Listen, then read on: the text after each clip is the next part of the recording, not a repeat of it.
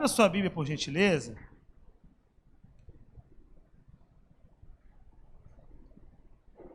Em 1 Coríntios, capítulo 3. 1 Coríntios, capítulo 3. A gente vai do verso 1 ao verso 6. Deixa eu só botar aqui no modo avião, senão fica... Vamos lá.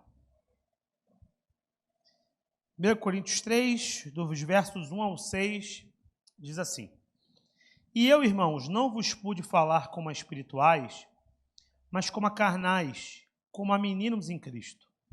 Com leite vos criei e não com carne, porque ainda não podíeis, nem tampouco ainda agora podeis, porque ainda sois carnais. Pois havendo entre vós inveja, contendas e dissensões, não sois porventura carnais e não andais segundo os homens? Porque dizendo um, eu sou de Paulo, e outro, eu de Apolo, porventura não sois carnais? Pois quem é Paulo e quem é Apolo, senão ministros pelos quais crestes, e conforme o Senhor deu a cada um? Eu plantei, Apolo regou, mas Deus deu o crescimento. Amém? Feche seus olhos. Senhor Deus, nós te louvamos, te agradecemos por essa manhã, te agradecemos pela oportunidade de estarmos juntos e de ouvirmos a tua palavra, Senhor. Fala conosco essa manhã, Deus, através desse texto, através daquilo que foi expressado pelo teu servo nessa escritura e através daquilo que pode ser colocado, Deus, em aplicação prática para a nossa vida hoje, Senhor. Fala à nossa mente, ao nosso coração, Deus, toma nossos sentimentos, nossos desejos para ti e nos ajuda, Deus, que não seja eu falando, mas o teu Espírito falando a nós, a mim e a toda a igreja essa manhã, Deus. Fala conosco, conforme a tua vontade, Deus. É o que nós pedimos e agradecemos, no nome do Senhor Jesus. Amém. Amém? O texto que a gente leu essa manhã é um texto que foi enviado pelo apóstolo Paulo à igreja situada em Corinto, né? Como a gente já imagina, né? Pelo nome do texto, nome do livro. É uma carta, é uma epístola para os coríntios, os habitantes da cidade de Corinto, né? Assim como são as cartas paulinas de um modo geral. Ele pega ali aqueles a quem ele está remetendo e ele dá o título da carta baseado nisso. Não necessariamente ele dá esse nome, né? Ele só avisa aos coríntios, e a gente chama de carta aos coríntios. Não é um título oficialmente, mas é o endereçamento para quem está sendo essa carta. Só que essas cartas todas, como a gente bem sabe já, elas podem ser muito úteis ao aprendizado. É claro que existem coisas na carta que são muito particulares, são muito contextuais, né? E a gente precisa extrair o sentido maior do texto para aplicação prática. O próprio Coríntios fala muito disso, quando fala do véu, por exemplo, das mulheres, né? E a gente não tem essa prática das mulheres usarem o véu. Mas por que isso? Porque em Corinto era comum que as mulheres casadas usassem véu e aquelas que estavam ligadas à prostituição ritual, outras coisas mais, ficavam com o seu cabelo à vista. Então é como quem diz assim, olha, portem-se de modo a perceberem que há uma diferença. Então, se a gente fosse caminhar isso para o nosso dia, não tem a ver com o véu em si, entende isso? Tem a ver com alguma dimensão prática que no nosso dia, hoje, nesse momento, marca a diferença do ponto de vista simbólico, da compreensão social de alguém que seja cristão ou não cristão. Como, por exemplo, olha, cuidado com a boca, com palavrão, tá entendendo? Por quê? Porque isso é uma marcação importante de que eu entendo que aquilo que eu falo tem muito valor. Então, é só um exemplo para os irmãos, ok? Essa igreja de Corinto aqui é uma igreja que é conhecida por Paulo. Então, ele está mandando carta para quem ele, assim, para gente que ele já viu, vamos dizer assim. Claro que no caminho, outras pessoas podem ir chegando na igreja e ele diretamente não conhecer. Mas ele está remetendo uma informação para uma igreja que ele conhece. Por quê? Porque ele foi o plantador dessa igreja. Então, ele plantou. Não à toa que ele fala o quê? Eu plantei, no verso 6. Isso não é só uma figura, não é uma ilustração. Não, ele plantou.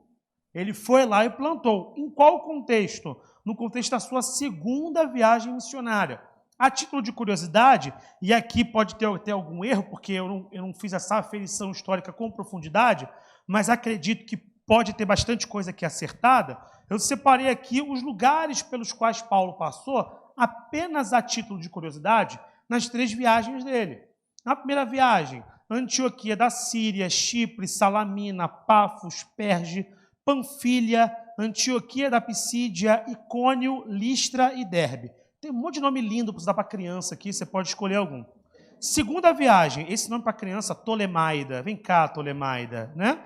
Tolemaida, Tiro, no Rio é perigoso. Sidão, Tarso, Troade, Neápolis, Filipo, Tessalônica, Bereia, Atenas, naquele famoso discurso de Paulo aos atenienses, né, no Areópago de Atenas e tal. Corinto, então entra aqui, e Éfeso.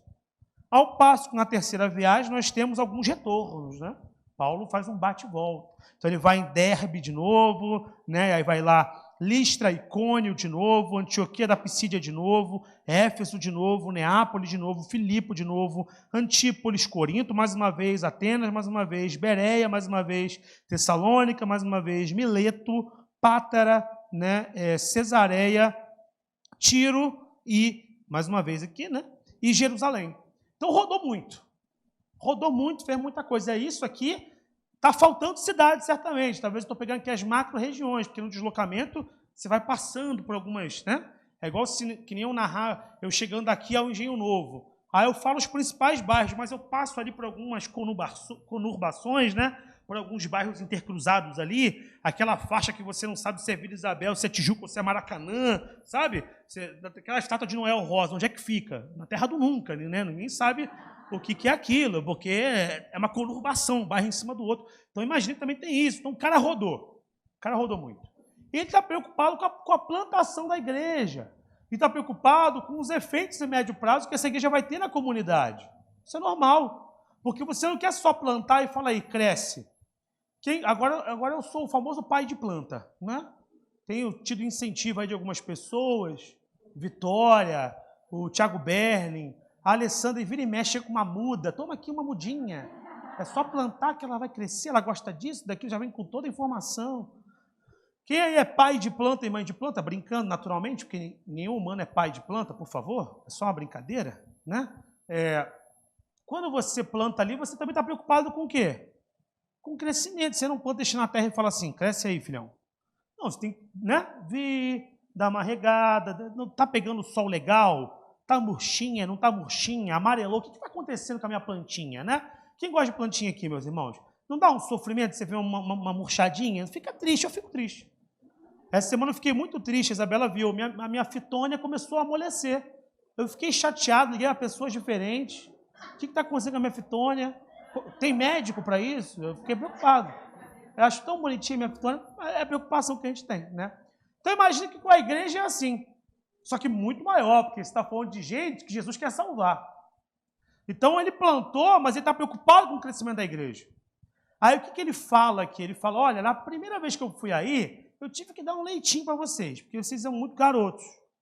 Eu queria dar mais e nem consegui, mas tudo bem em algum grau, por quê? Porque a igreja também tem o seu tempo, o seu curso para crescer. Mas ainda agora eu não consigo. Quer dizer, passou-se o tempo e ainda não consigo. E aí, quando você lê as cartas aos Coríntios, tanto a primeira epístola quanto a segunda epístola, é um pouco um filme de terror. É a carta mais desconfortável para mim, porque é muito problema, é muita treta. Tem problema matrimonial, tem mulher e homem desorganizando o fluxo do casamento, sabe? Mudando a ordem das coisas dentro do funcionamento sacerdotal do lar. Tem um cara pegando a madrasta. Tudo isso aqui você vai ler.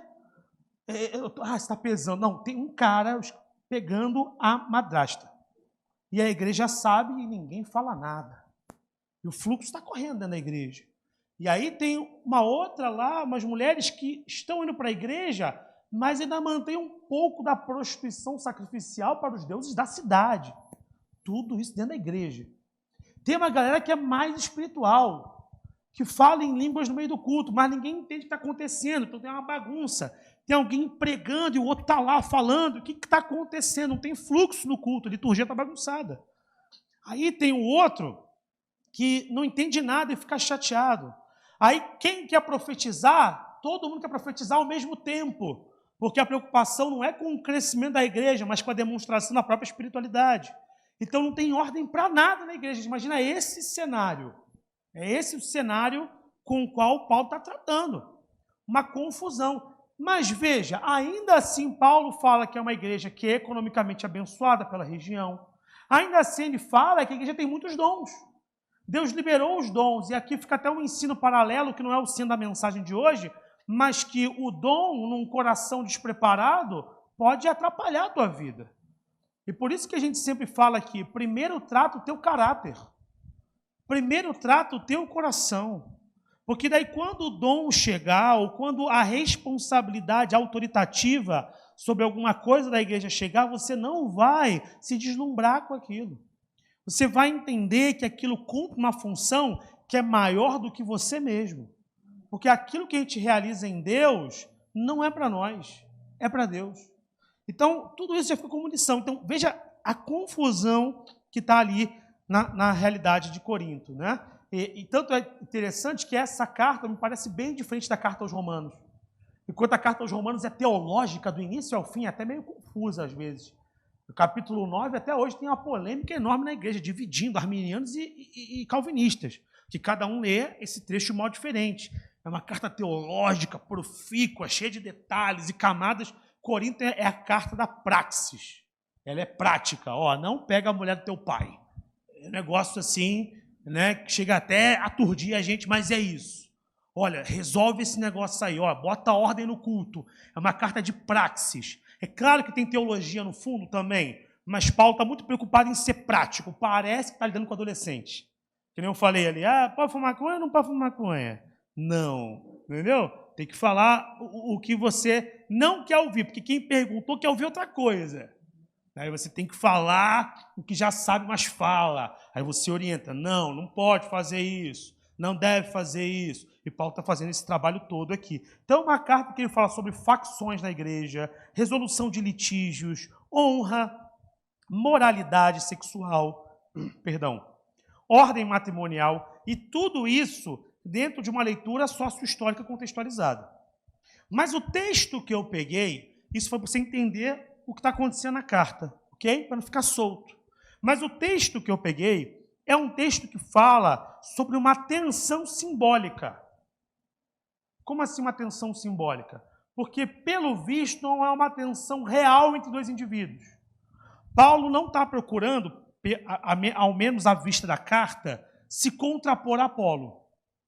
E provavelmente Apolo também não está procurando se contrapor a Paulo, porque não é essa a indicação que Paulo está dando. Pode ser que houvesse, mas nós não temos elementos textuais para isso. Amém? Não temos. O que temos aqui é a indicação que a igreja começou a entrar numa. De falar, eu sou de Paulo. Quando veio aqui, plantou a igreja, falou e nos ensinou. E outros falando, nós somos de Apolo. Porque tudo indica que Apolo tinha uma função autoritativa naquela igreja. Ensinava, tinha alguma coisa ali naquela igreja. E aí, olha que curioso. Na medida em que uns ficam falando que são de Paulo e outros ficam falando que são de Apolo, a figura de Jesus se esvazia. Porque passa a ser central a sua facção e não aquilo que Jesus representa. E dá para tirar inúmeros ensinamentos disso. Nós podemos falar de facção interna dentro de uma igreja. Eu vou dar exemplo das minhas áreas porque ele fica mais fácil. Aí ninguém vai achar nada. Eu trabalho tanto na mídia como na pregação, né? No vertical e tal. Uns falam, eu sou do vertical. E outros falam, mas eu sou da mídia. Mas todos estes não são pelo Senhor? Qual é a função que a gente exerce, afinal? É para satisfazer ministerialmente os nossos encantos e delírios? Ou para poder atender à vontade de Deus? Então, é um exemplo. Outro exemplo, o pastor Pedro planta uma igreja, coloca o pastor Alexandre nessa igreja. Aí alguns falam, eu sou de Pedro, e outros falam, eu sou de Alexandre. Não são ambos pelo Senhor? Pela mesma função? Entendeu? É um falso dilema. É uma falsa dualidade. Porque, na prática, nenhum dos dois briga por si. Às vezes, nós evangélicos estamos nessa também. Eu sou Jesus, vocês são de Maria. Por que a gente tem que entrar nesse conflito? Eu não entendo a necessidade disso como cristão, sinceramente. Eu não entendo a necessidade disso. Nós não somos a única igreja cristã no mundo. Nós temos que entender isso. Os evangélicos brasileiros precisam entender isso. Ah, mas nós não concordamos com essas coisas e eles não concordam com outras. Mas quem será juiz sobre nós? Não seremos nós. Se eu depender de uma teologia perfeita para entrar no céu, eu não entro. Porque a nossa teologia da Igreja Batista Nova Jerusalém da Tijuca não é perfeita. Quero que você entenda isso. Todo mundo tem incongruências. Todo mundo. A gente só vai entender tudo perfeitamente no Senhor. A revelação dele está nele. Quando estivermos para sempre com ele. Hoje entendemos o que o Espírito nos revela, mas temos incongruências. Algumas coisas a gente vai perceber no final só. Caramba, a gente entendeu isso aqui um pouquinho errado, né? E isso não vai te impedir de ser salvo, porque a salvação não é por nada que você faça. A salvação é pela graça. Então, no mundo, a gente tem os ortodoxos, tem a igreja siríaca, tem a igreja católica apostólica romana, tem a gente, tem a igreja maronita, tem até uma igreja maronita ali perto, aqui na Tijuca, né? Uma igreja de São Marão, tem até uma estátua, pouca gente sabe aqui, uma estátua de São Marão ali, ó, momento histórico. Na frente da igreja de São Francisco Xavier, uma estátua de São Marão ali. A igreja maronita é mais para a Tijuca, perto da Rua Uruguai. Tem uma igreja grande perto da Rua Uruguai, perto do Big, sei como é que é o nome? Big Nectar. Olha, a propaganda de graça aí, Big Nectar. Pode mandar um lanche. Então, tem tudo isso aí.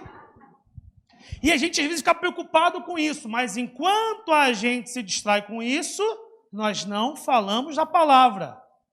Porque estamos preocupados em formar e firmar a nossa posição pessoal no mundo. Eu quero que o mundo saiba a minha identidade. Se a sua identidade é Cristo, o resto não interessa. A sua identidade não é nem você. A sua identidade é aquele que te salvou.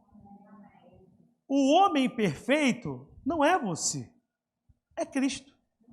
Homem no sentido lato de humanidade, amém?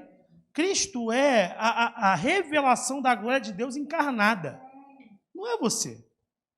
Isso é até interessante, isso é legal. Você não é essa flor do campo toda, não. Também não sou. Se não for Cristo, quem será? Então a gente tem que estar atento a isso. E por que eu estou falando isso? Porque às vezes esses exemplos que eu estou te dando, você fala assim, ah, mas isso está muito distante da minha realidade. Eu mesmo não me vejo pego por essas questões. Eu não sou enlaçado por elas, não. Mas eu aproveito essa oportunidade da manhã para fazer essas 3 perguntas. Será que realmente a gente está tão distante dessa realidade em todos os sentidos? Essa é a primeira pergunta. A segunda pergunta é, será que esse tipo de distração em torno de figuras humanas é algo tão estranho a nós, a ponto de realmente não ser algo realizável no nosso tempo? Esse tipo de dissensão por figuras humanas? Terceira pergunta. Será que dentro do nosso jogo de preferências, nossas cartas de preferências na vida social, Cristo não está sendo secundarizado em face a outras figuras e projetos? Será que não? E por que eu estou falando isso, né? Por que eu estou falando isso?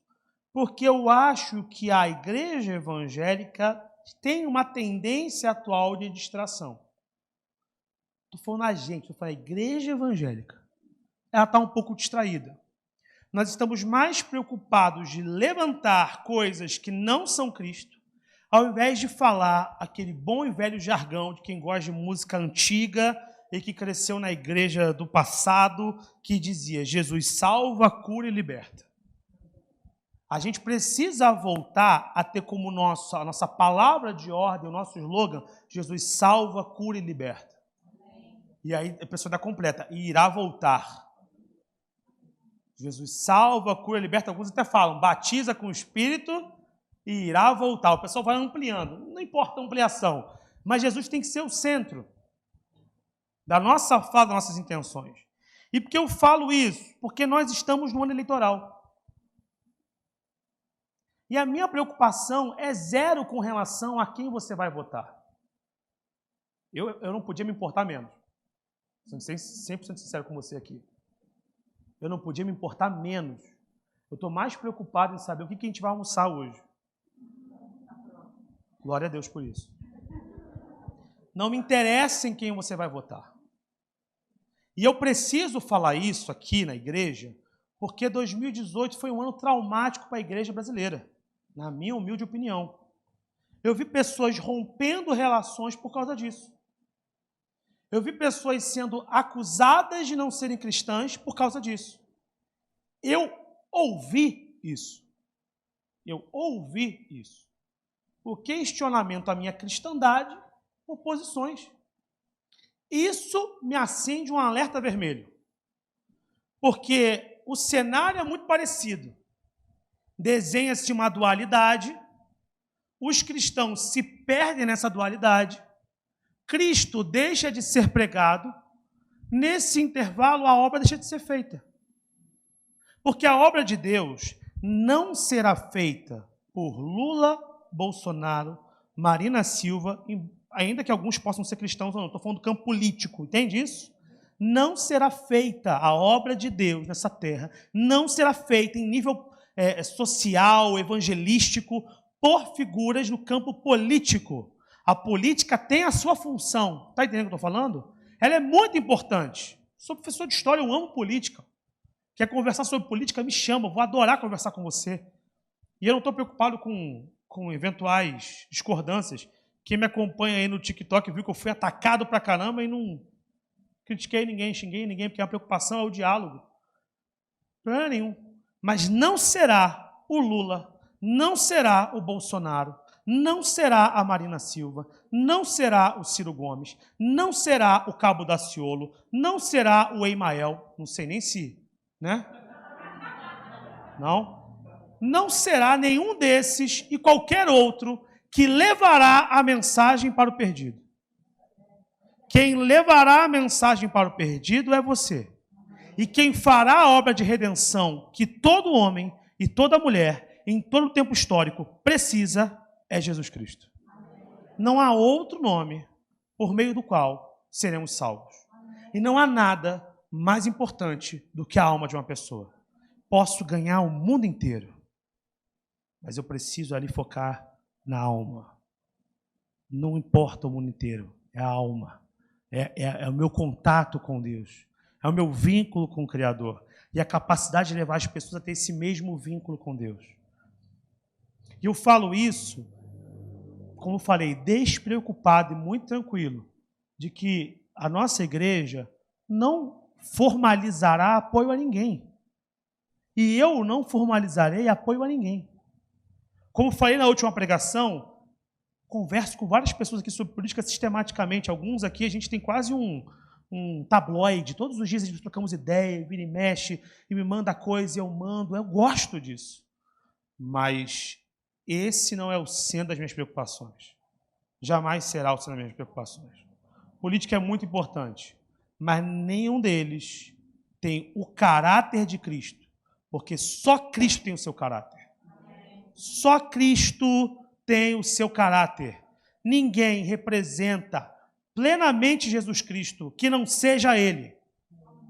E nós precisamos, como igreja, entender isso, para não confundirmos nossas predileções e apoios políticos que podem existir, e glória a Deus pelo nosso padrão democrático, ocidental, de liberdade individual, de poder votar em quem quisermos. Glória a Deus por isso. Não sei se você sabe, se tem direito do voto e ao não voto também. Porque o pessoal fala, no Brasil o voto é obrigatório. Não, obrigatório é comparecer, campeão. Você pode anular, você pode justificar, não quero votar. Por quê? Porque eu estou indo para o futebol. Você pode fazer isso. Você pode, no Brasil você pode. Você é obrigado a comparecer ao local de voto. E se não comparecer, você paga uma fortuna de R$3,50, um negócio desse aí. É isso. Então você pode votar em quem quiser e não votar em quem também você não quiser, e você... Tá tudo certo. O que você não pode deixar de falar de Jesus. Você não pode se distrair com Apolo e com Paulo. E olha, Apolo e Paulo ainda são homens de Deus, estão fazendo... Eu estou falando aqui, entendeu? Estou falando, a nossa cabeça, entende o salto que eu estou fazendo aqui? É a nossa cabeça simbólica. A gente está tão preso, mas esse aqui vai trazer o reino de Deus para a terra. Enquanto os homens do primeiro século estão falando assim, a salvação não virá de Roma não, hein? A salvação não vem nessa terra não. Apocalipse fala sobre isso, sobre a formação do reino de Deus e a queda do reino dos homens. Esse mundo está fadado a falir. Se não te avisaram, eu estou te avisando. Isso aqui tem data para prescrever. Mas o reino de Deus é eterno. E dado gratuitamente a todos aqueles que a ele chegam. Gratuitamente, você não precisa nem votar. Não precisa nem escolher. Não. Senhor, eu quero. Vem. Jesus não faz muita pergunta. Ele pergunta, você quer? Ela fala, quero, segue-me. Jesus não abre uma lista. Qual a tua preferência? Você é mais à direita ou mais canhotinho? Na última eleição você votou em quem? Qual é o teu time de futebol? A gente vai pegar o teu currículo, a gente vai pensar em te ter contato. Jesus não faz isso. Jesus pega qualquer um. Jesus pega aqueles que o esperavam. Jesus pega aqueles que roubavam. Jesus veio... Os ladrões da cruz a gente fala, né? Um bom exemplo de que ninguém está tão perto de Jesus que não possa se perder, e também nem tão longe que não possa ser encontrado. Porque um ladrão estava no lado de Jesus e não viu em Jesus Jesus. E o outro ladrão estava no lado de Jesus, mas simbolicamente a sua vida estava longe de Jesus. Mas ele não estava tão longe a ponto que não pudesse ser feito perto por ele. A nossa preocupação, meus amados, é Cristo. Ao longo do ano, a gente pode fazer o que a gente quiser. Votar em quem a gente quiser. Conversar sobre política. Inclusive, me chama. Gosto muito. De verdade, quem aqui me conhece sabe. Adoro conversar sobre política. Todos os assuntos. E o pessoal até tem uma mania, né? Porque às vezes a gente está no futebol, já aconteceu. Até a Arjona uma vez foi engraçado. A gente está no futebol ali esperando de fora, cansado. Daqui a pouco a Arjona chega um nada. O que tu acha desse negócio aqui? Tarará, tarará. Pô, tô descansando, Arjona. Deixa eu respirar, bicho. Tem que dar opinião no negócio, mas eu gosto. No final das contas, quem sabe, eu deixo de jogar a bola para ficar conversando sobre isso, se for necessário. Porque eu gosto. Essa semana a gente teve uma situação, né, de estar conversando com algumas pessoas e a coisa quase virou aula. Aí a Paloma, ai, coitado do Igor, né, estava lá quase dando aula. O Alan, ele gosta, Paloma. Não fica com pena, não. Tu fez a alegria dele. O pessoal fez a alegria dele. Ele gosta de falar, gosta de conversar. E eu gosto mesmo. Mas a gente não pode substituir o plano espiritual pelo natural, amém? Então, eu vou dar, já peguei o cerne da palavra, mas eu vou dar para quem gosta de anotar 6 conselhos ou indicações para esse ano. Por quê? Porque agora é janeiro. Que a gente vai e fala assim, não, isso nunca vai acontecer comigo. Eu nunca vou ser tomado por isso. A minha cabeça está muito centrada no Senhor. Eu só falo de Jesus, é porque é janeiro. Mas quando chegar ali para maio, se você não estiver muito preocupado com Jesus, você vai encontrar as pessoas, vai fazer campanha para todo mundo, vai falar que o mundo vai acabar e não vai falar de Jesus. E eu não posso aceitar que, como cristãos, nós não falemos primeiro de Jesus. Olha, não sei que vai ganhar, não. Eu tenho minhas preferências, eu gosto desse, por isso, isso, isso. Mas deixa eu te falar um negócio. Você sabe onde vai passar a sua eternidade? Você sabe onde você vai passar a sua eternidade? Os próximos anos podem ser melhores, na minha opinião, com A. Não gosto do B, prefiro A. Mas e a eternidade? Vai ser melhor com quem? Não fica pedindo para Deus menos dificuldade, não.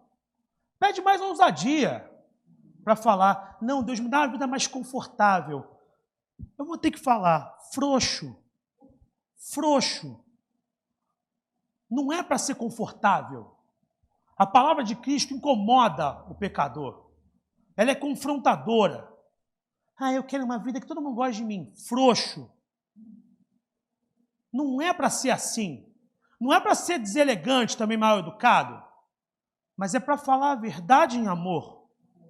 A verdade que liberta em amor. Alguns irão aceitar. Outros irão rejeitar. Não é nosso papel ficar julgando e avaliando isso. O nosso papel é cumprir a função que nos foi incumbida. A nós foi incumbida a função de pregar o Evangelho, Mateus 28, né? E de pregar o Evangelho, né? Toda criatura, vai. E de fazer discípulos, vai. Essa é a nossa preocupação. Então, vem que, como eu falei, então agora é fácil você falar que não vai cair nessa.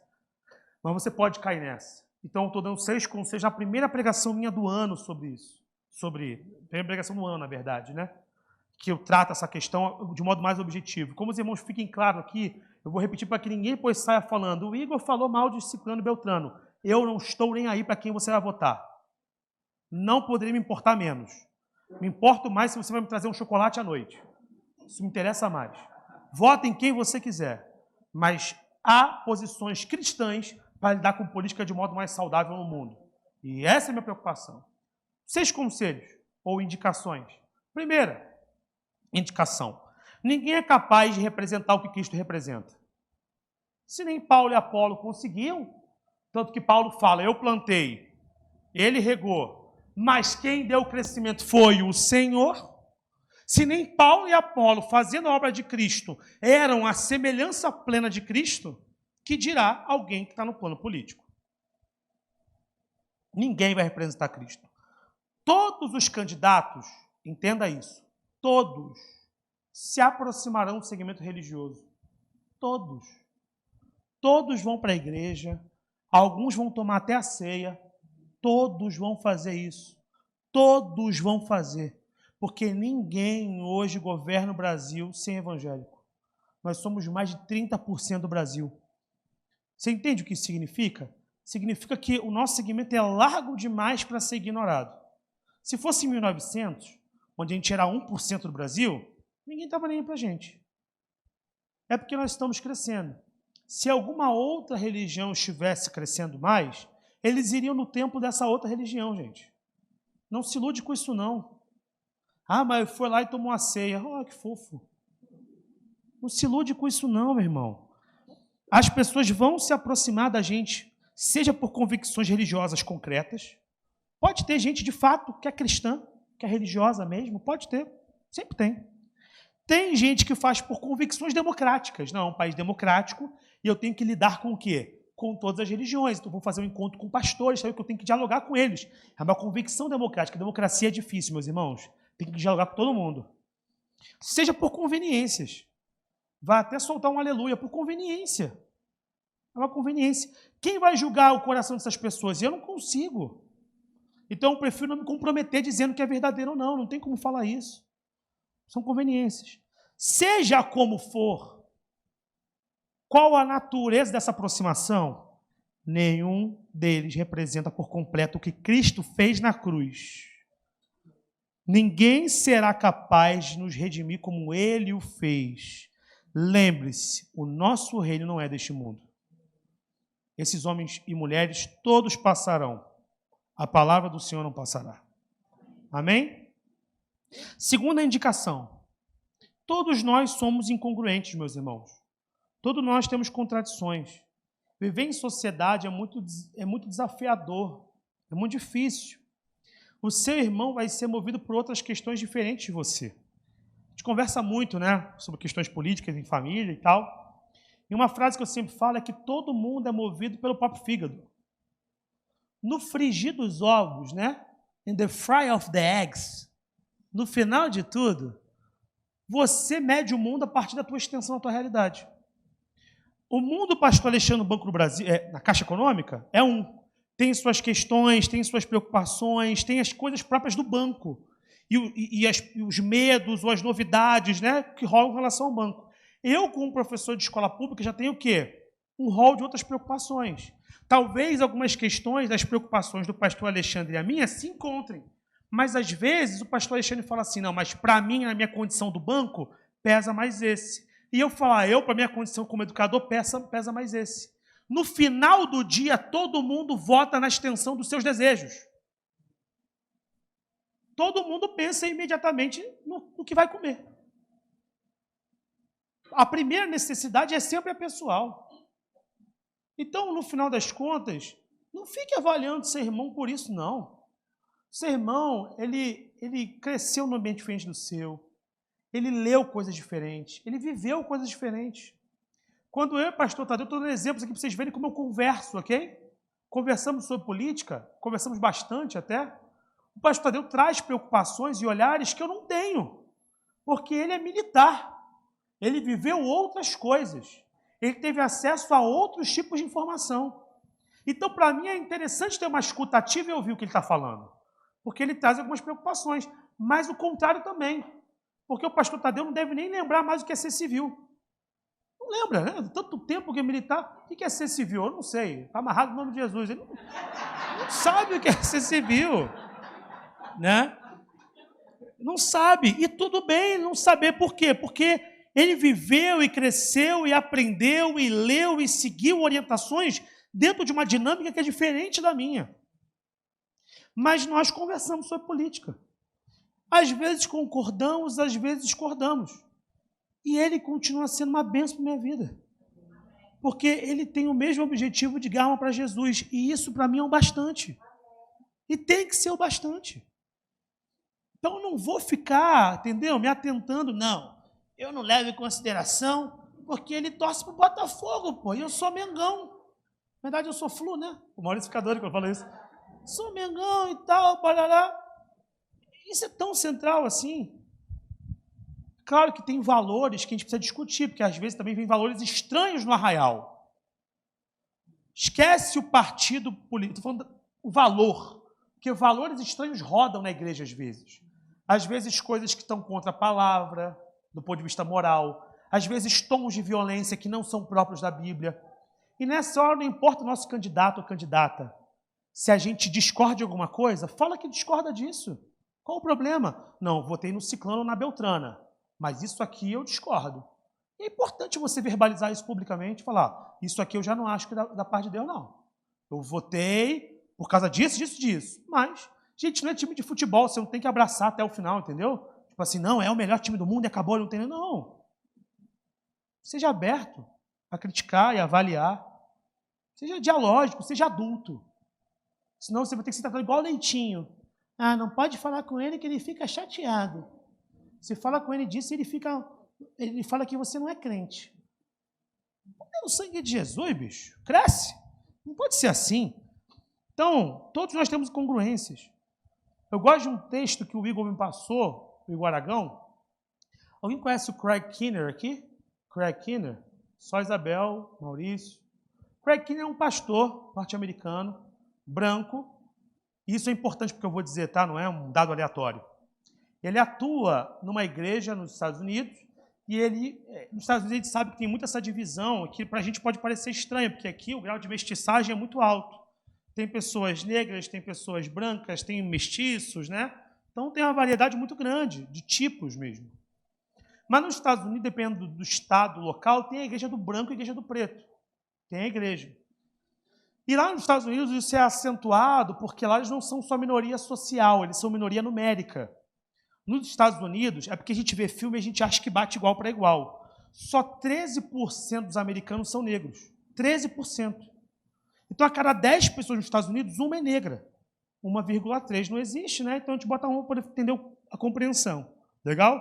Então, uma pessoa é negra. Então, é realmente uma minoria numérica. A ponto de, inclusive, uma vez eu estava em Boston, a trabalho, e eu fui numa loja lá comer um negócio e me arrependo amargamente que eu botei lá uma pimenta e eu quase morri, sozinho, comendo, ninguém me vendo. E eu bebi água, eu achei que ia morrer. Porque eu não conseguia nem chamar ninguém. Foi misericórdia de Deus que me manteve aqui no local. Minha mãe e meu pai nem sabem disso, nem Isabela.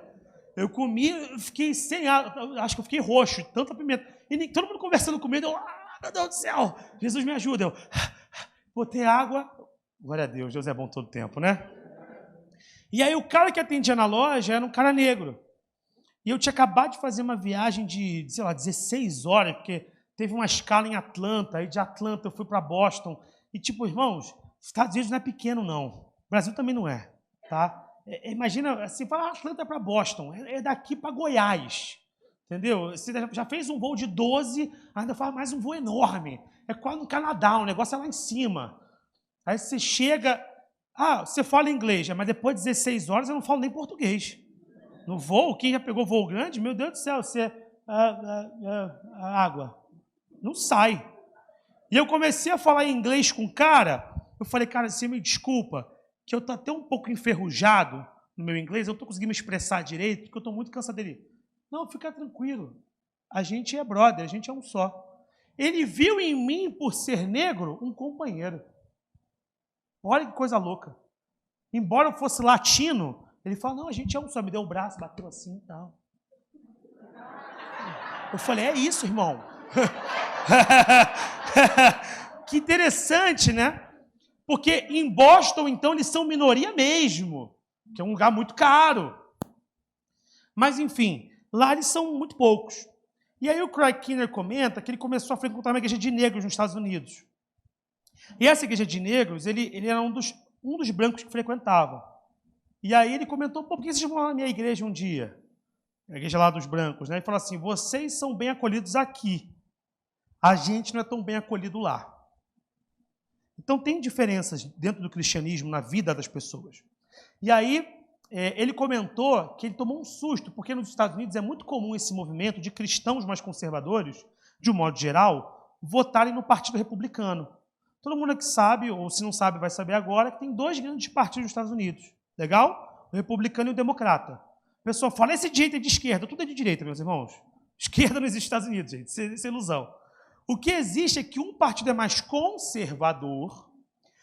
Por que eu falo que ninguém é de esquerda? Porque ninguém quer acabar com a propriedade privada, tá ok? Ninguém, socialista. Gente, ninguém gosta de Marx não, fica tranquilo. Ninguém gosta disso. O republicano, ele é mais conservador. Ou seja, ele é anti-aborto, tá? Legalização de drogas ele resiste, entendeu? E o democrata, ele já é mais progressista, que a gente chama. Não acho o termo bom, porque parece que é coisa boa, né? Progresso. Mas é o termo, legal? É o termo social do negócio. E ele começou a perceber que os cristãos negros, embora cristãos, tendiam, nessa comunidade que ele começou a frequentar, hoje ele é casado com uma africana, inclusive, acho que é uma nigeriana e tal, e ele vive nessa comunidade negra, eles tendiam a votar mais os democratas. Sendo que os democratas eram favoráveis a pautas que os próprios negros eram contra, os negros cristãos, porque eram pautas progressistas, tipo aborto, por exemplo, ok? E aí ele ficou meio doido, mas como assim? Aí os caras responderam para ele, veja, nós não concordamos com tudo que os democratas fazem, mas só os democratas aqui na região se preocupam com a gente, porque a gente é muito minoria. Então, às vezes, a gente está achando que as pessoas estão pensando em aborto, em casamento, isso, aquilo, as pessoas querem só saneamento básico. Você está entendendo o que eu estou falando? Então, as pessoas são movidas por coisas diferentes, meus amados. Às vezes você fala, mas o outro vai liberar, não sei o que lá. Tá, mas ele vai botar água na minha casa. E vai você falar que isso não é importante para o outro. Então, a gente tem que ter essa sensibilidade para entender isso. E não falar que o irmão está com capeta no corpo porque ele vai fazer isso. Porque isso é infantilidade. Está com capeta porque vai fazer isso, porque esse mundo jaz no maligno. Para de se iludir, não vai ter ninguém que vai fazer um mundo perfeito. Tinha até uma música do desenho da Disney. Um mundo bem melhor. É tudo lindo, e tudo azul, e uma paradinha. Não vai rolar isso, irmão. Aqui, nessa terra, que está com data para acabar, que Jesus vai queimar com fogo, vai chegar aqui fazendo a justiça dele, aqui não vai rolar isso. No futuro, com Jesus, vai rolar. Não vai ter dor, não vai ter medo, não vai ter sofrimento, não vai ter desgraça natural, não vai ter nada disso. Mas aqui nesse mundo tem problemas. E nós temos que entender que os nossos irmãos em Cristo são nossos irmãos em Cristo porque eles amam a Jesus. E as questões que são estranhas a gente conversa. Porque ele conversava com os negros americanos, os caras falam, a gente não gosta disso também, cara. Mas assim, entenda o nosso lado. Eles diziam para o Craig Kinner, entenda o nosso lado. Esses caras são os únicos que pensam na escola do meu filho.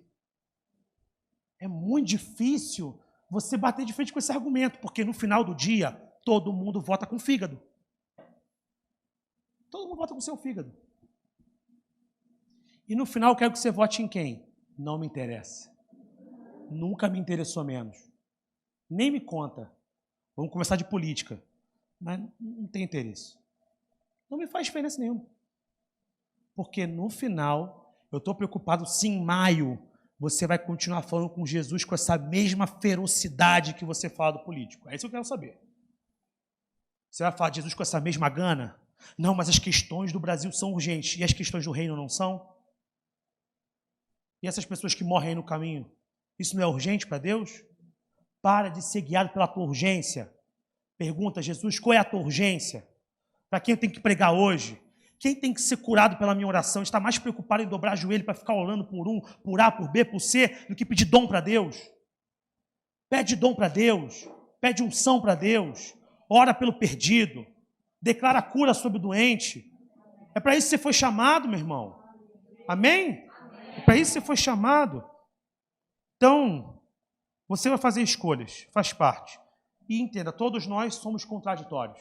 Eu sempre falo isso para o Alan, falo, mestre, todos nós temos contradições, eu tenho as minhas. Se eu não reconhecê-las, eu vou achar que eu sou muito perfeito. Quem não reconhece suas contradições, se acha melhor que os outros. Todo mundo é contraditório. Todo mundo é contraditório. Todo mundo. Todo mundo. Terceira coisa, não viva a partir do medo perpetrado pelas informações que você recebe. Para de ser medroso. Quando criança, eu aprendi com a minha mãe, não acredita em tudo que você pega na internet. Hoje os adultos acreditam em tudo que lê na internet. Como é que pode? Inverteu. Olha, eu recebi aqui que o chupa-cabra vai apoiar. Ah, meu irmão, pelo amor de Deus, para com esse negócio, sabe? Encontraram o Joseph Stalin no porão. Ah, poder no sangue de Jesus, mano. Filtra isso aí, faz um double checking. Não é difícil. Fala para alguém que é mais experimentado, isso aqui é verdade? Pô, às vezes tem uma montagem muito feia, tem um demônio assim, demônio se materializa no meio do Congresso Nacional. O cara pegou um boneco de um demônio, botou assim, o cara, cara, amadurece, bicho, vai ler. Mas eu gosto de opinar. Se tu não lê nada, então não opina, fica calado. Porque o calado te acha um esperto. Quando tu fala, tem certeza que você é bobo. Fica quieto, pô. Não sabe o que tá falando, cara. Se poupa e poupa todo mundo. Poupa a sociedade. Desse estrago que você faz. Como eu falei, conversar de política é excelente, mas tem que ter tato para tudo. A gente acha chato quem não sabe de futebol falando de futebol. Irrita a gente, olha lá. Lá vem, fanfarrão. Falar droga. Esse ano o América vai ganhar tudo, tá? Vai lá. Vai sim, porque o esquadrão vermelho vai sim, campeão. Se a gente não aguenta o cafão besteira no futebol, então não fica com medo, tudo é medo. Medo é uma ferramenta de controle. Medo é para controlar a tua mente. O próprio evangelho que a gente pega aqui não é de medo. A gente não fala, olha, dá o dízimo, senão Deus vai pesar a tua finança e você não vai ter o que comer. Gente, pelo amor de Deus. Olha, vem para Jesus, porque o inferno é quente. Ninguém faz isso aqui. A gente fala do que é bom. Deus é bom e o diabo não presta. Não me interessa o diabo, rapaz. Porque o diabo fez isso. O que Deus tem a dizer sobre isso? Quem veio quebrar a alma do diabo é Deus. É Jesus Cristo. Porque Satanás está furioso. Nunca vi ele feliz. Eu, particularmente, nunca ouvi. Não, hoje Satanás acordou bem. Estava com uma dor aqui, passou, rapaz. Olha. Glória a Deus. Satanás nunca está feliz, gente. Não, porque essa semana Satanás está furioso, está se levantando contra a nação. Quando é que ele ficou parado? Acho que eu vou folgar. Só quem descansou foi Deus no 7º dia. O que te ensina é que até você tem que descansar. Mas Satanás não dorme, mas Deus descansa. Então, minha referência é Deus, não é Satanás não, tá? Satanás não para, está sempre atuando, mas meu Deus descansou. Eu sirvo a Jesus. Eu vou descansar também. A gente tem que parar com esse desespero, irmãos. Esse medo, esse peso. Prega o evangelho, ora para Jesus, tira esse medo do seu coração. Para com esse vinho que a contenda, dá poder no sangue de Jesus. Esses caras vão tudo morrer daqui a algum tempo, vai tudo passar, a gente vai morrer também, vai morar com Jesus, rapaz. Que negócio é esse? Para de ser guiado por desespero.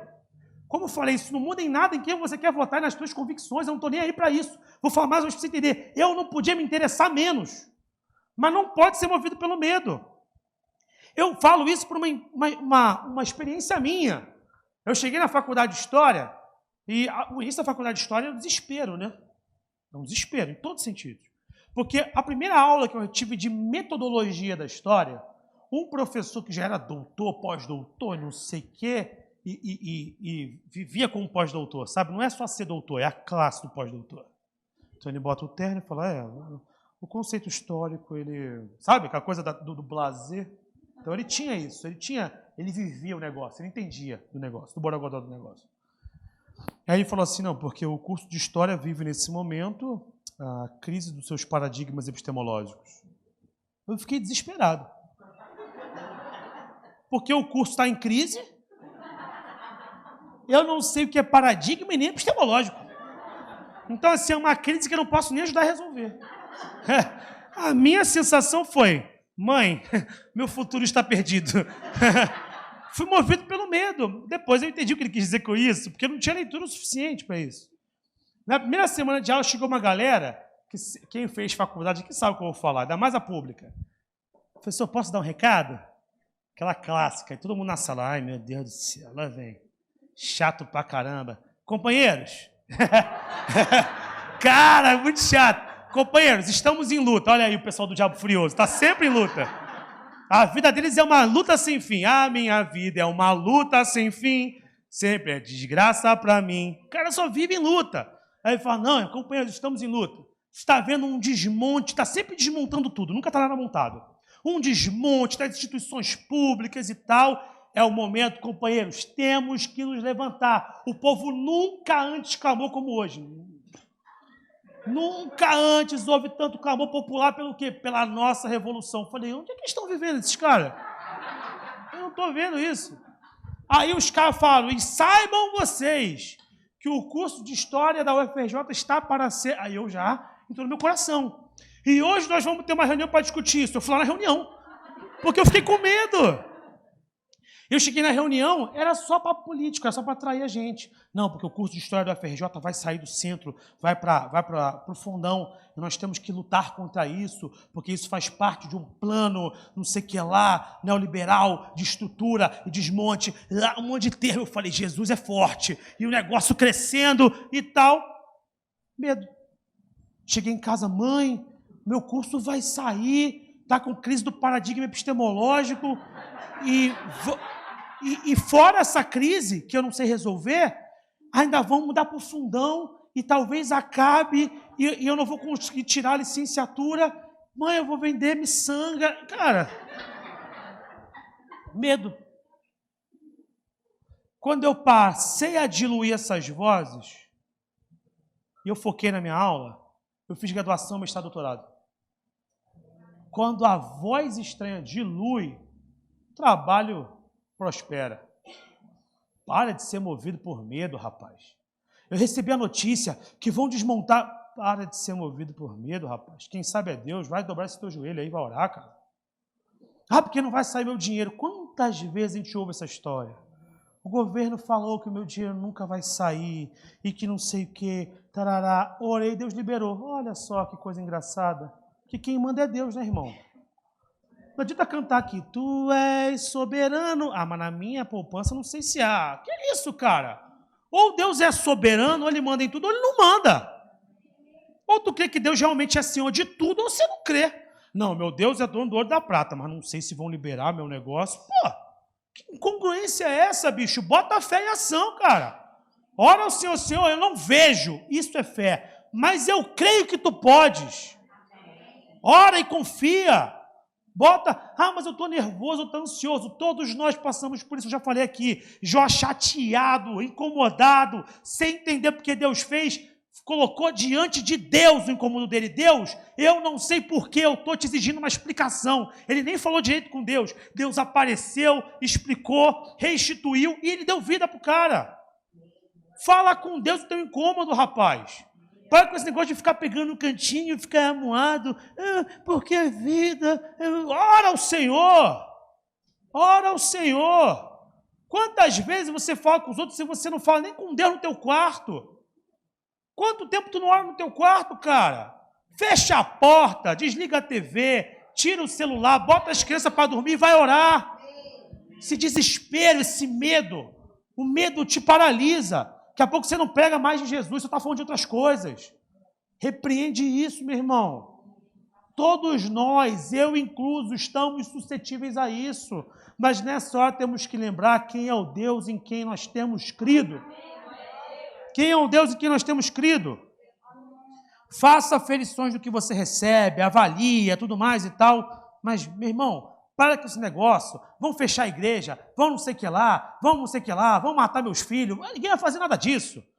Eu ouvi disso em todas as vezes. Na última eleição eu ouvi isso. Com alguns professores amigos, não, porque se fulano ganhar, vão perseguir as pessoas, vai ter milícias na rua matando negros e matando. Eu falei, poder no sangue de Jesus, rapaz, para com esse negócio.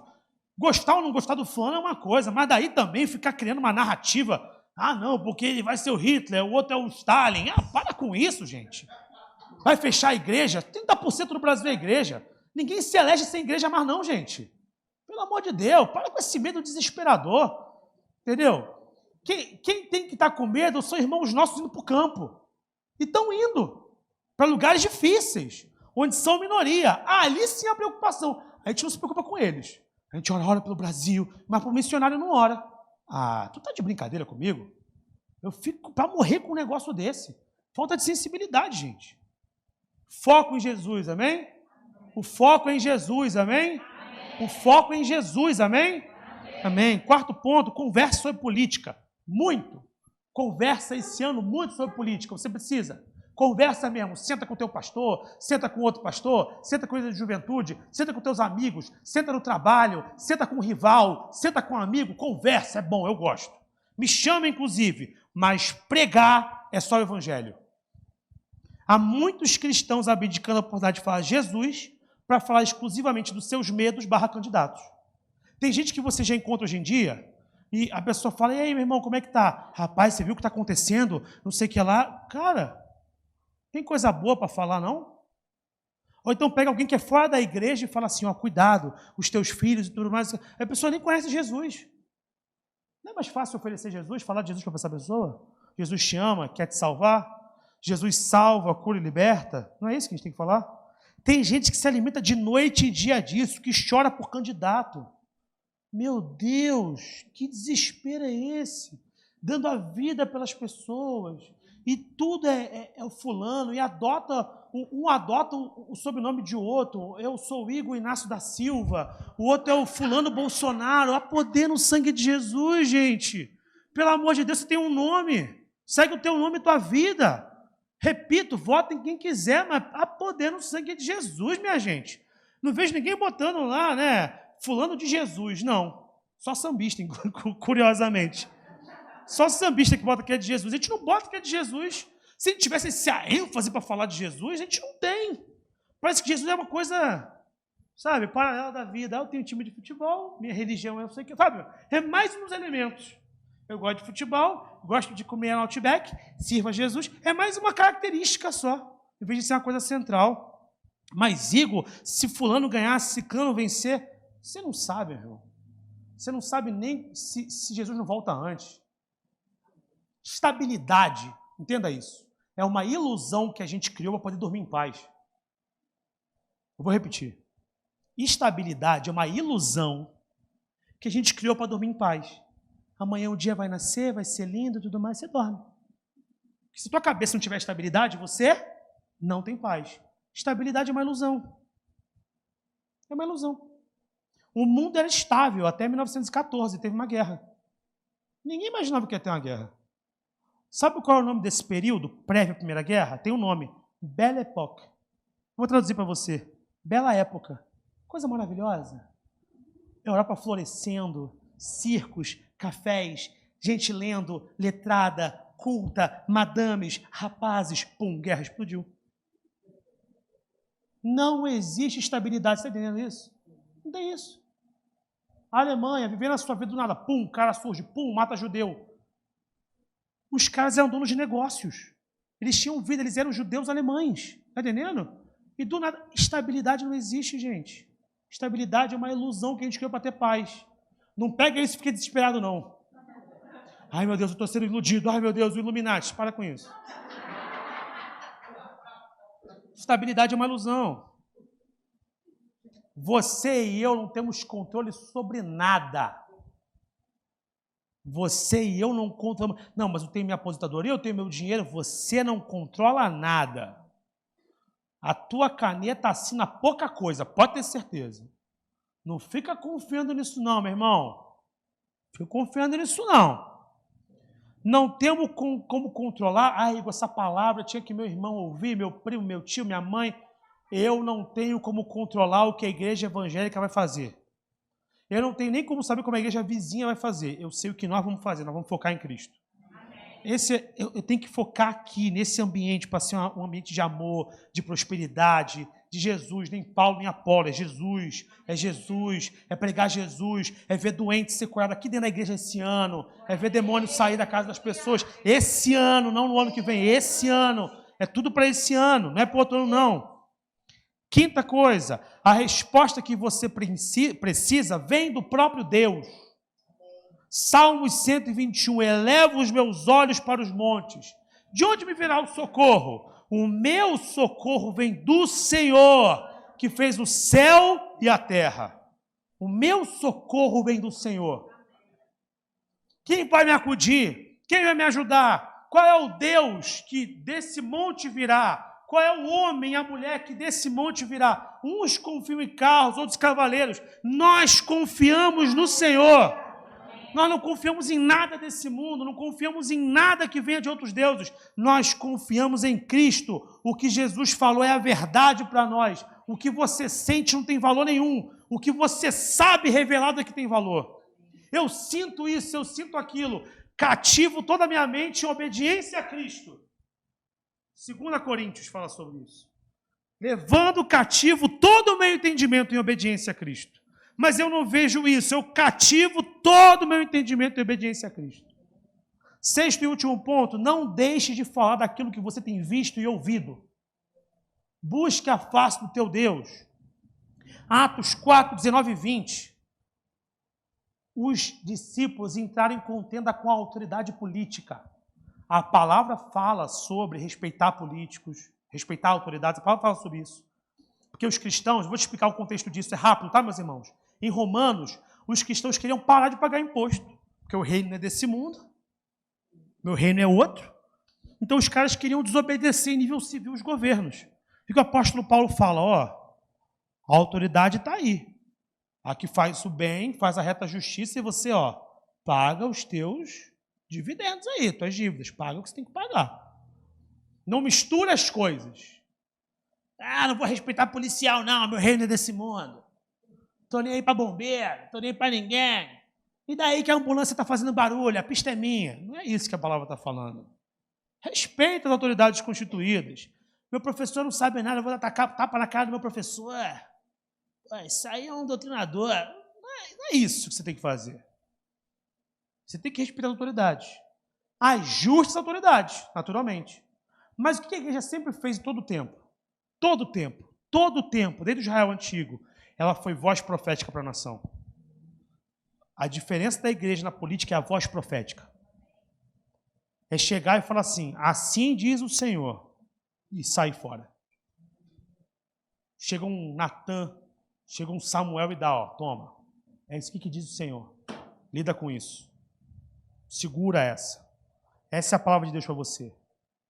Babilônia, o centro do mundo antigo. Chega lá um sonho, acabou. Quem disse? O Senhor. Se o Senhor falou, meu parceiro, não tem nem como apelar. Não tem segunda, terceira instância, não tem nada disso. Deus falou, acabou.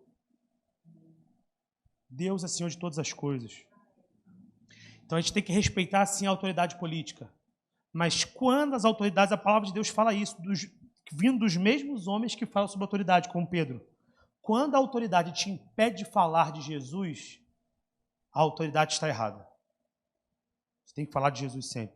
Respondendo, porém, Pedro e João lhes disseram aos líderes do tempo deles, julgai vós se é justo diante de Deus ouvir-vos antes a voz do que a de Deus. Porque não podemos deixar de falar do que temos visto e ouvido. Não podemos deixar de falar do que temos visto e ouvido. Vai chegar em março, vai chegar em junho, esse país vai virar um pandemônio, não espero nada menos que isso. Mas nesse contexto de dificuldade, você não pode deixar de falar do que você tem visto e tem ouvido. E você só vai conseguir falar do que tem visto e ouvido se você ver e ouvir. Você tem que ver o agir de Deus e ouvir a voz de Deus. Você precisa, como diz 2 Coríntios, já falei aqui, 2:5, destruir todas as opiniões arrogantes que impedem as pessoas de conhecer a Deus e levar cativo todo pensamento rebelde a obedecer a Cristo. Você ensina, Paulo fala isso, você ensina o seu pensamento a obedecer a Cristo. É uma atitude consciente, eu quero obedecer a Cristo. Nós precisamos buscar Deus, meus irmãos, nesse ano. E precisamos focar no que é mais importante. A nossa igreja, eu quero falar essa semana, vai vencer esse ano. Nós não vamos ser separados por facções desse mundo. Não iremos ceder a divergências pontuais que vamos ter em qualquer âmbito. Iremos conversar, iremos dialogar, iremos compartilhar ideias, mas não seremos divididos pelos reinos deste mundo. Não haverá Babilônia, não haverá Roma, não haverá qualquer reino desse mundo, Egito, que irá dividir aquilo que Deus tem para nós. Porque na nossa unidade, Deus liberará para a nossa igreja e, através de nós, a bênção para todos aqueles que entrarem por aquela porta ou que nos assistirem pela internet. Esse é o nosso foco. Iremos orar e iremos ver ainda nesse ano, em diferentes vozes, curas, manifestação de Deus, revelação, novos dons. Essa é a minha preocupação. Eu quero te convidar que essa também seja a tua preocupação. Fica de pé, vamos orar. Quero fazer 2 convites essa manhã. 2 convites. O primeiro convite é para você que não reconheceu a Cristo como o único suficiente Salvador da sua vida. Tudo que eu falei aqui tem a ver com a centralidade de Jesus. É a centralidade de Jesus. Jesus tem que ser o centro da sua vida, dos seus interesses, das suas preocupações. E fique tranquilo, se ainda não é, até esse momento, fique tranquilo que você vai mudar isso agora, né? E fique tranquilo também se você fala assim, olha, eu até quero, mas não sei como fazer. O Espírito te ensina a obedecer. Isso não é mérito teu, fica tranquilo, tu não traz nada, a contribuição tua é muito pouca. Acho que nenhuma. Você só tem que reconhecer. Então a única coisa é falar assim, realmente, Jesus é que vai fazer a obra na minha vida. E o resto, buscando Ele, Ele vai fazer. Só precisa estar aberto. Se o coração estiver aberto, a obra Ele faz. Em todas as áreas da sua vida. Talvez você ainda não tenha reconhecido Jesus como o seu único suficiente Salvador. Eu quero que você entenda. Jesus não foi apenas um homem, um revolucionário do seu tempo, um crítico das instituições, um homem político, simplesmente como querem desenhá-lo por aí. Jesus foi a glória de Deus encarnada em homem.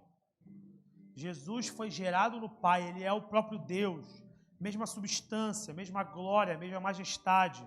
Se fez homem para habitar conosco, nos ensinar e ser sacrifício. Ele foi o próprio propiciatório e a oferta do propiciatório para que você pudesse, de novo, ter contato pleno com Deus.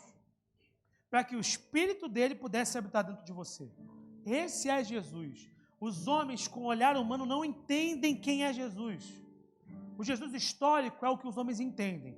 O Jesus teológico é o que eu e você estamos buscando. É o Jesus que não está preso a essa materialidade, ele transcende tudo isso muito mais. E talvez você ainda não tenha feito um movimento que é simples, mas que vai mudar a sua vida para sempre. Que é aceitar, é reconhecer Jesus como o único e suficiente Salvador da sua vida. Ou talvez você tenha se afastado um pouco. E depois de hoje você falou, cara, eu preciso voltar. Eu preciso aprumar meu caminho. Preciso que alguém ore por mim. Estou sentindo essa chama no meu coração. Se é o seu caso, vem aqui na frente. Vou orar por você. Se alguém de casa também, Rafael, fica atento para mim aí. Se houver alguém de casa na mesma condição, olha, eu quero oração, eu quero reconhecer Jesus como meu Salvador, eu quero voltar para Cristo, eu vou orar. Amém? A segunda oração é com relação a nada de política.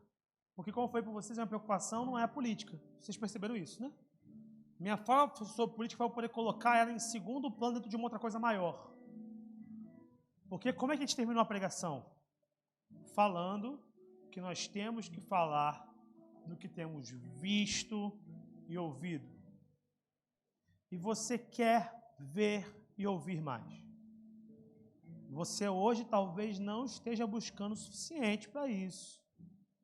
E tem que ajustar isso. Mas você quer. Você quer firmar um compromisso com Deus hoje. Você e Deus. Não tem nada a ver comigo esse compromisso. Isso é seu. Fala, Senhor, eu reconheço que talvez eu esteja me distraindo. A minha mente está muito distraída. Às vezes não é só por questões políticas, às vezes é pelo meu trabalho, às vezes é pelos meus lazeres, às vezes é por outras questões que me chamam a atenção ou me assombram. Podem ser coisas boas ou coisas ruins. Mas isso está tomando muito a tua mente. E está tomando tanto que quando você vai orar, está confuso, não consegue orar, não consegue ler a palavra, não consegue entender nada. E, portanto, está se sentindo incapaz de ser usado por Deus, porque você não tem nem como distribuir o que você não tem. E aí você não consegue ver e ouvir, porque você não está sendo movido para fazer as coisas em Deus acontecerem na vida das pessoas. Se esse é o seu caso, você não tem que ter vergonha disso. Você tem que vir agora aqui à frente. Eu vou orar pela tua vida, para que Deus te dê a condição, eu vou orar pela tua mente, para que as coisas se ajustem, para que as prioridades se coloquem no seu devido lugar, se alinhem, para que você esse ano possa ver e ouvir coisas dadas e reveladas por Deus, que vão abençoar a tua casa e a tua família. Amém? Eles vão cantar. Se alguém está nessa condição, vem à frente. Amém? Vou orar agora. Fique atento à oração. Confirma a oração que a gente vai fazer essa manhã. Senhor Deus, estamos em tua presença agora para te agradecer pela vida, pela saúde, pela oportunidade de estarmos juntos, Senhor. Queremos declarar como igreja que tu és bom, que tu és santo, que tu és justo, que tu és poderoso, Deus, que toda a honra, toda a glória, toda a majestade é tua, Senhor, e que nós queremos, Senhor, sempre lembrar que independentemente de quem plante ou regue, quem dá o nosso crescimento ao Senhor. Queremos, Deus, te bendizer pelas tuas graças, pela tua misericórdia sobre a nossa vida, Deus. Essa manhã queremos agora também orar por todos aqueles que colocam diante de ti alguma circunstância pessoal no seu coração, Deus. Nós queremos, Deus, nessa manhã te pedir a tua misericórdia, o teu renovo, para que nós possamos voltar a ver e ouvir todas as coisas que o Senhor quer trazer sobre as nossas vidas, Senhor. Para que nós possamos ser usados, Deus, para abençoar outras pessoas. Queremos, Deus, poder falar daquilo que temos visto e ouvido, Senhor. Não que nos contaram, mas que vivemos, Senhor. Um evangelho marcado por sinais. Um evangelho marcado pela tua presença, pela tua revelação, Senhor. Algo que realmente impacte os corações, ó Deus. Nós te pedimos isso essa manhã, Senhor. E que todo medo, Deus, toda preocupação, toda ansiedade, toda angústia que toma a mente dos teus servos, em qualquer assunto que for, Deus, e que se sobreponha a ti, que coloca-se primeiro na sua mente do que o Senhor, nós te pedimos, Senhor. Derruba essa fortaleza da nossa mente, Senhor. Nós colocamos cativo a ti em obediência todos os nossos pensamentos, Senhor. Nós queremos dizer, Senhor, que pouco nos importa qualquer coisa que não venha do Senhor. Nós sim temos responsabilidades familiares, temos responsabilidade de trabalho, temos responsabilidades democráticas, Deus, mas nós não deixaremos que essas coisas tomem o teu lugar, Senhor. Primeiro, a tua presença. Primeiro, Deus, o teu reino. Primeiro, a tua glória, Senhor. O teu poder, a tua justiça e majestade. E que isso venha dar sentido, Deus, à nossa vida familiar, à nossa vida social, em todas as demais coisas, Senhor. Eu não me importo nesse momento com a direção de ordem política ou até familiar de cada um dos teus servos, mas eu me interesso, Deus, em te pedir que o Senhor seja primeiro na vida deles, Senhor, que o Senhor se coloque como prioridade, Deus, que eles possam ter ousadia para falar primeiro de ti, Senhor, que todas as demais questões, embora circulem no nosso cotidiano, embora sejam sim importantes, que elas não venham se sobressair, Deus, a tua palavra, Senhor, aquilo que o Senhor tem a dizer, e que nós possamos tratar com urgência o teu reino acima de todas as coisas, Senhor. Nos ajuda a sermos pregadores da tua palavra onde estivermos, a sermos, Deus, testemunhas, cartas vivas do Senhor, onde estivermos nesse mundo, Senhor. Abençoa a nossa igreja, Deus. Nós já repreendemos toda a tentativa de facção, toda a tentativa de divisão, Deus, de separação, baseada em qualquer critério desse mundo, Deus, preferências, visões de mundo. Senhor, nós queremos falar aqui que a soberania é a tua, Senhor. que a autoridade é tua, que o poder é teu, Senhor. O que unifica a nossa experiência é a tua presença, Deus. E nós te pedimos que esse ano possa haver a confirmação de pessoas sendo usadas, Deus, com cura, com libertação, com dons, Deus, com o teu agir nessa igreja, para a honra e glória do teu nome. Abençoa os nossos pastores, os nossos líderes, dá a eles, Deus, sabedoria e direção, num ano que é difícil, Deus, como esse, porque nesses momentos a gente vê que as confusões às vezes acontecem, mas que eles possam ter a clareza do Senhor, para repreender tudo que se levanta contra a tua igreja, Senhor, tudo que vem para dividir e não somar. Fortalece-os no teu poder, Senhor, cada um deles, e abençoa as nossas vidas, Deus. Agora eu te peço, Senhor, em misericórdia, marca a tua igreja com esse poder. Eu te peço agora, Deus, que o Senhor possa trazer cura àqueles que precisam. Se alguém sente alguma dor, algum incômodo, algum desconforto, ou tem algum exame desfavorável, Senhor, eu te peço, libera a cura, Deus, e confirma o teu agir. Que os exames possam mostrar que aquilo que era irreversível reverteu. Que as dores que estão há alguns anos ali incomodando possam sumir, Senhor. Não pelo poder que há em nós, mas pelo poder que há no teu nome, Senhor Jesus. Que é manifesto a nós pelo teu Espírito, Senhor. Nós não oramos aqui para cumprir protocolos ou rituais. Oramos porque cremos que o Senhor ainda realiza, que o Senhor faz, que o Senhor libera sobre nós o teu poder e a tua glória, Senhor. Traz essa cura. E também nas mentes, Deus, nas mentes confusas, nas mentes que não conseguem pensar direito no Senhor, que estão com problema, Deus, ou que há dores emocionais, Senhor. Tu és Senhor de todas as dores, sobre todas as dores, sobre todas as doenças, sejam elas emocionais ou físicas, Senhor. Traz a tua cura essa manhã, Deus. Nós te pedimos, e que hajam testemunhos oriundos dessa manhã, que vão servir para os teus servos contarem daquilo que eles viram e ouviram, Senhor, da tua realização. É isso que nós te pedimos, ó Deus, e já te agradecemos, no nome do Senhor Jesus, amém. Amém.